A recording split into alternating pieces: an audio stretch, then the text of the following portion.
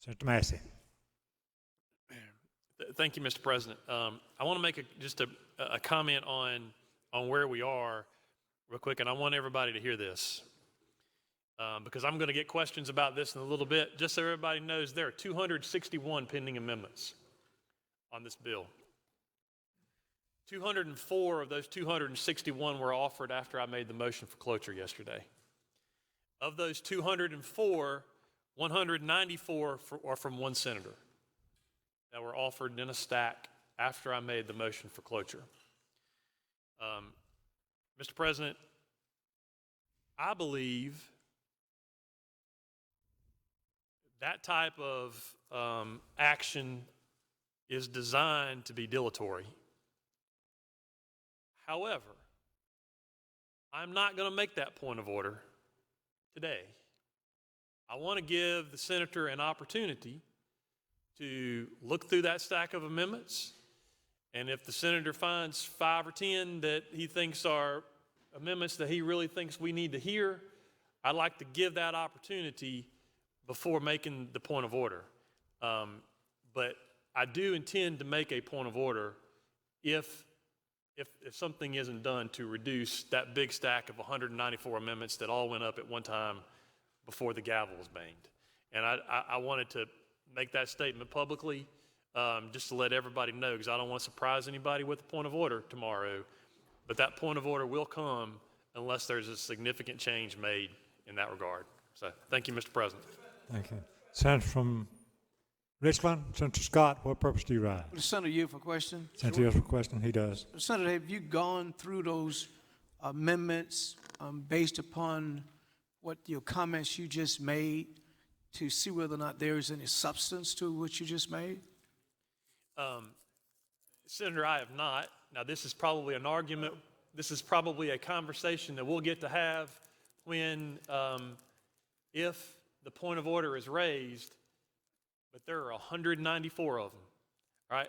194 of them that were placed there at one time, right? I don't care what they say. They're intended for one purpose. What's that purpose? The purpose is to delay. Well, Senator, I would suggest that before you do that, to make sure there's some substance to what your comments that you just made, because I could have amendments pending that I want to discuss as I go through it, in fairness to the other senator. Senator, if a point of order is raised, it would be raised only to those 194. It would not be raised to all the other. I just don't want us to set a precedence in this body. I would prefer just simply because. Well, the reason I bring it up now is I would prefer not to set that precedent either. But if you drop, and we'll have the conversation tomorrow if necessary. But I've made my comment on that. Okay, thank you. Senator from Lexington. Senator, you. Senator Sessler, Senator, you have a question? He does. I will. Senator, did you know that, I understand why you make those comments, but I believe, did you know that that's prejudging what an amendment says and or what a senator's intention is? Sorry. At this point, I think that's unfair to do to any member of the chamber at this point. I think I understand the comments. I think that's why we have the rule. And if a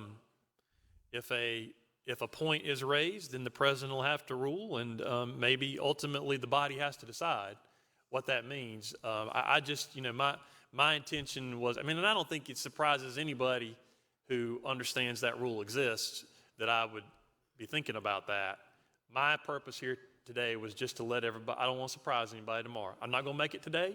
I want to give an opportunity to review and to make a decision, but I didn't want to surprise anybody when it comes, so that's just why I made the comments.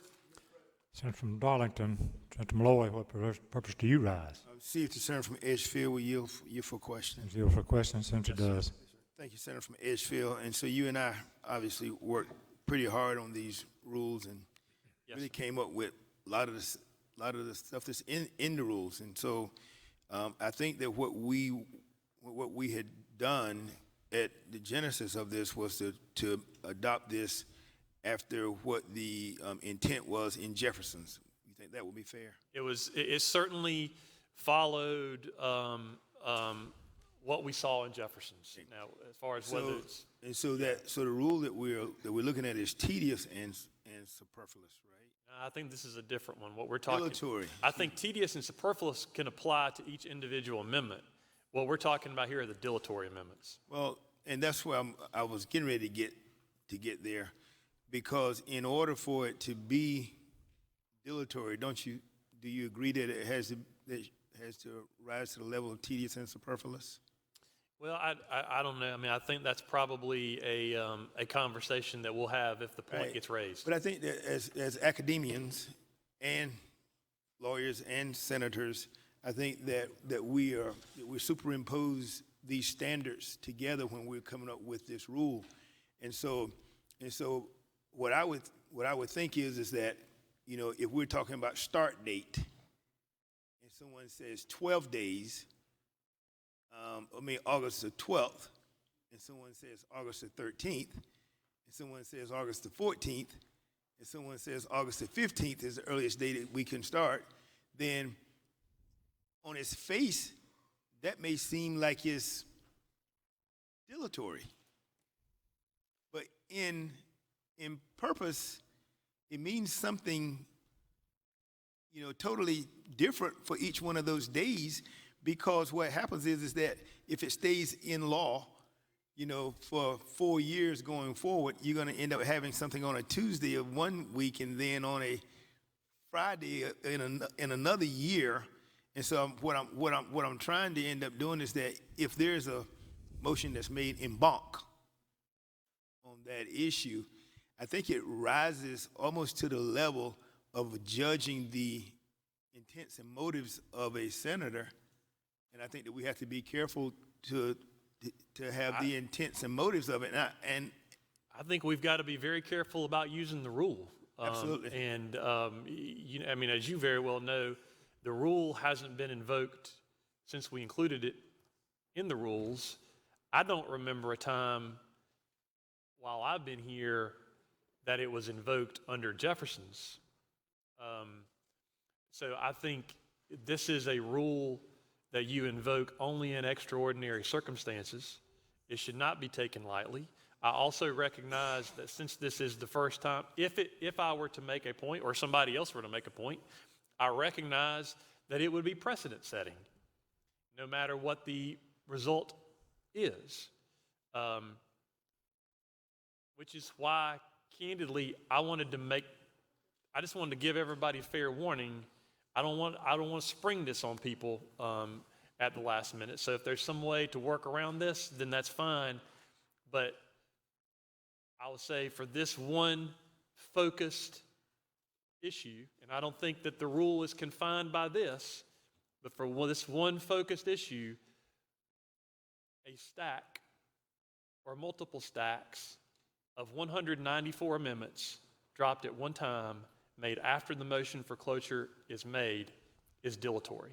That's going to be my argument. Right. And I don't care what they say. Understand. If you put 194 of them together, they're dilatory. that has happened many times before. It has happened. No one has made the point. I'm going to make the point. I understand. And I get it, and I'm not gonna.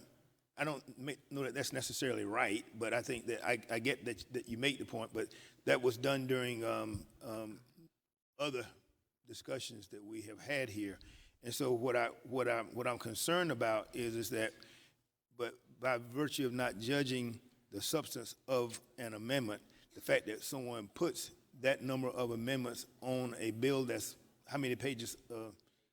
80 some odd pages. That how in and of itself that by definition is dilatory. I don't think that fits the word. And I understand that you say that's something for the body to determine. Right. I mean, I understand your argument, and I think ultimately, if someone makes the point, it'll be for the presiding officer to decide. Ultimately, it could be for the entire body to decide. But I understand you. I mean, I think you've got a meritorious argument. I disagree with you, but I think ultimately the body's going to have to decide.